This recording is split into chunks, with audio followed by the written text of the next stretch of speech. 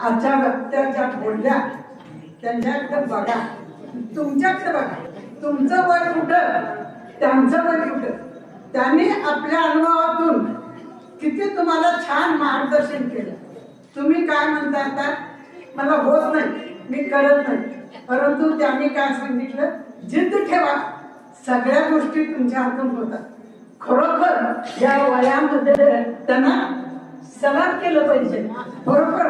आणि पालकाला त्यांच्या पोटी असलं रक्त जन्माला त्यांचंही भाग्य फार मोठं आहे. आणि मॅडम, आमच्या आयुष्यामध्ये आता इथं बसलेले बायका आहेत, त्यांना तुम्ही काय करणं, एक धडा काढून दिला.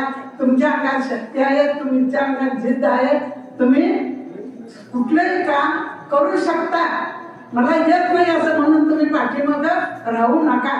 आणि ह्यांना तरी माहितीच आहे. खरोखरच आजच्या वक्त्याचं भाषण म्हणजे एक अगदी सुंदर सुंदर असं झालेलं.